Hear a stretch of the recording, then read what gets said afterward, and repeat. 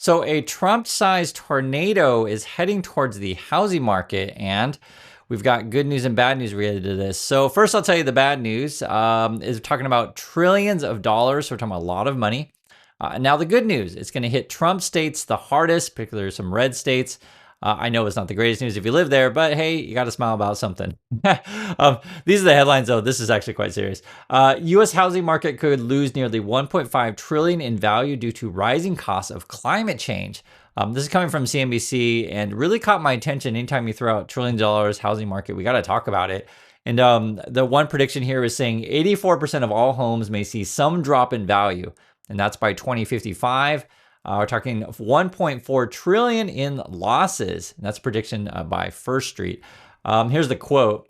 Climate change is no longer a theoretical concern. It is a measurable force reshaping real estate markets and regional economies across the United States. I'll say this. We definitely saw the forest fires in the Palisades, which is, in LA. I used to actually live in LA, and there were fires every year. It's just part of living there.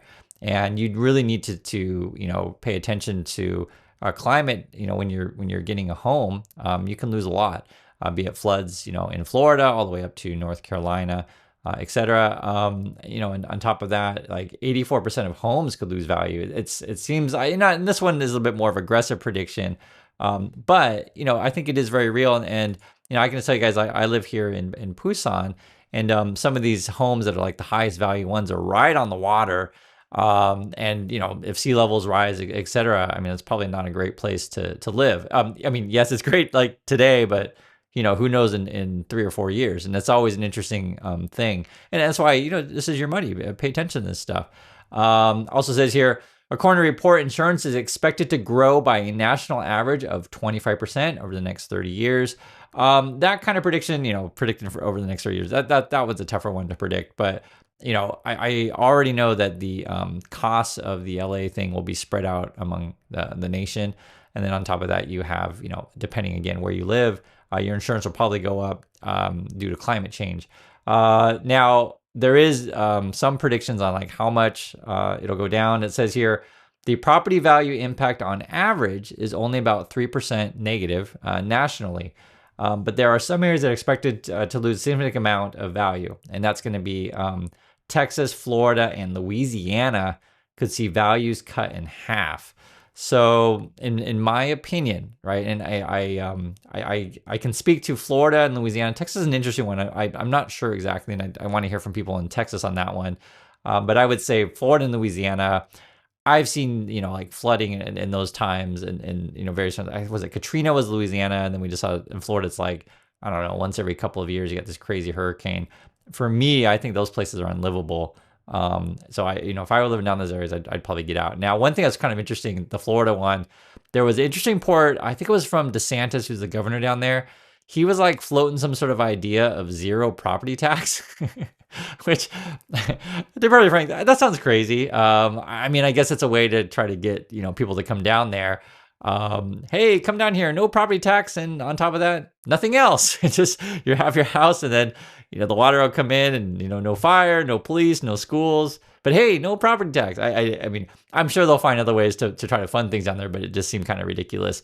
Because I understand it, guys. I understand if you have a home in Florida, already your insurance is going through the roof, or you may not even get insurance at all because no one wants to insure you. And so then, getting some relief from property tax probably sounds great, but there is some money you do need to the city to keep things going.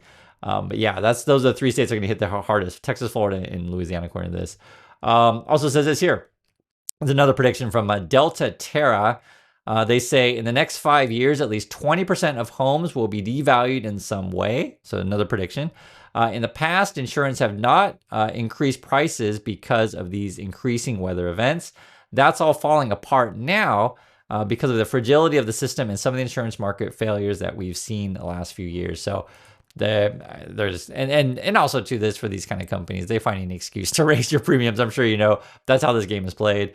Another one, we think that those 20% of markets could be down 30% over the next 5 years, which is very similar to 2007 and 2012, right? So again, if you're in these counties that are affected by climate change, that's a real significant drop. Also, the most immediate danger of the major economic collapse is going to come through insurance industry. We're seeing already the fires in LA are making it worse out in California, but that's occurring nationwide where you can't get mortgages and you can't sell properties at value. On top of that, this is from the University of Pennsylvania, which is where I went to school. Growing climate related disaster risk has accelerated more rapidly. Ultimately, assets are going to have to find a new equilibrium in order to clear the market. And they mentioned specifically like Hurricane Sandy, you had foreclosures that went up by 46%. And I guess they even mentioned in Ames, Iowa, in the floods in 2008, which I don't remember this one actually. So for those of you in Iowa, I just don't remember. But it said foreclosures went up 144%, meaning that, so you have a couple things. So one would be property values may go down due to climate risk, right? Insurance premiums go up. And then you have people who, lose their jobs, lose everything, and they can't make the payments. And it's really tough. And I shared with you guys, I think it was 3 weeks ago, I have a friend who lived in LA, and they had to evacuate. I don't know if I have any friends specifically that lost their homes in this last one, and because I have a lot of friends that live in LA. And I have to check my other friend what happened to him, but I know this stuff is really, really serious. Take it seriously. That's why I mentioned like the flooding or whatever. And we make jokes about this kind of stuff, but now losing your home is no good. And the other thing is too is the insurance industry with Trump and Musk. If they're going to cut a bunch of regulators, et cetera, there could be a situation where it's easier for insurance companies to cheat you. Don't think it can't happen, right? I mean, you can just look at what's going on in the health industry, and that's sort of why you would want government to, regulate this kind of stuff. So if you feel like you have a legitimate claim, you have someone to go to. From, the Trump and Musk point of view, there's like, hey, we're here to protect, big money and big business, et cetera. But from the consumer point of view, I'm sure you guys see what I'm saying. On top of that, home builders, the stocks are struggling this, I think this past month they're down like 6% or something like that. They're concerned about Trump tariffs, which he's been threatening at 25%. And also too, the lack of cheap labor, to be perfectly frank, says, Trump wants to kick out all the illegal immigrants, which I completely understand his point of view on that. I'm just saying that's going to have a ripple effect on the housing market. JP Morgan was actually talking about this stuff. There's a lot of things in place. So the first is, this is JP Morgan. Also, it corroborates with the Fed. Don't expect mortgages to go down that much until maybe 2026. And, that's a long ways out from then. Basically, they're saying, hey, to get the housing market going again, you got to get mortgage below 6% if you can. I mean, even the Fed just came out with a statement. I don't think they're budging. I'll read the Fed statement real quick. They say here, a majority of participants observed that the current high degree of uncertainty, this is coming from the Fed, made it appropriate for the committee to take a careful approach in considering additional adjustments to the stance of monetary policy, blah, blah, blah. I mean, it's just like ends up being, they're not budging. And then Trump does have a couple proposals here to address these issues. One is zoning and federal land. So I'll read them. It says, this is coming from JP Morgan and also kind of a prediction of what Trump is saying. Streamlining zoning approval process to shorten construction timelines through this would need to be addressed at the local level, except on the federal land. And then 2, making federal land available for new housing construction projects. I have a problem with both of these things. I think the way that the Trump people will probably try to do it, and honestly, it sounds a lot like stuff they do in China. Would be okay, and Musk hates regulations too. Trump and Musk both hate it. He's like, okay, let's figure out a way that we can speed up, new home construction as fast as possible. You're gonna have safety concerns, right? Which is a real thing. The other issue is you may have like the way that they approve loans or the way that they get any sort of financing through. You may have all sorts of a fraud and abuse from the builder side, right? I could totally see Musk and Trump say, hey, we need to get, jobs going again and real estate going again. So let's just approve, all these cuts to regulations, right? Cuts to regulations so that we can finance all this stuff very, very quickly. And then you might have a lot of like predatory practices by companies. We saw this stuff in China. And actually, I live here in Korea, and they'll have these kind of things as well, where there's a lot of like scam real estate things going around. And basically, they promise you really, really big returns. And the real estate market, so just for example, here in Korea, it's kind of like the stock market. There's a bunch of YouTube channels out there if you want to watch that kind of stuff. They talk about hot neighborhoods to buy, etc. It's a whole other thing, and it's another risk unto itself. So there's that. So I think the deregulation that Musk and Trump want to do will really affect the housing market for good and for bad. So on the positive, yeah, you might get a bunch of more housings on the market, but there are a bunch of implications on that. And then the federal land one, I'm not a big fan of myself. Building, new housing and Trump situation, new golf courses and housing, say in Yosemite Park or whatever national was the other big one, the Yellowstone, that kind of stuff. For me, I say hands off those stuff, but that's just me. Other people might have a different opinion on that. Maybe Musk and Trump want to drill on all the federal land they possibly can.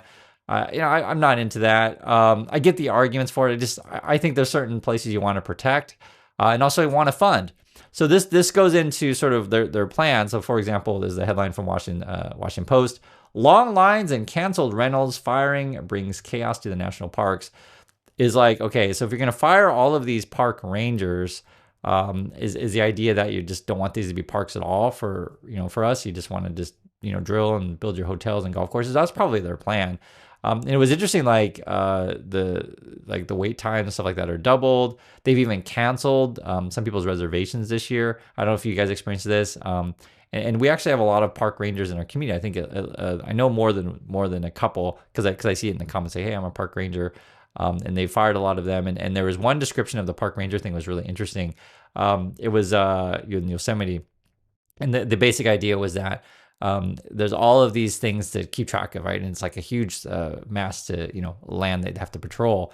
And sometimes like people get locked in bathrooms and stuff like that, which it could totally happen. I'm laughing. It's like cause I'm not a park ranger, but I could totally see that. Or things get lost or whatever, and you got to find park rangers to help find it, etc.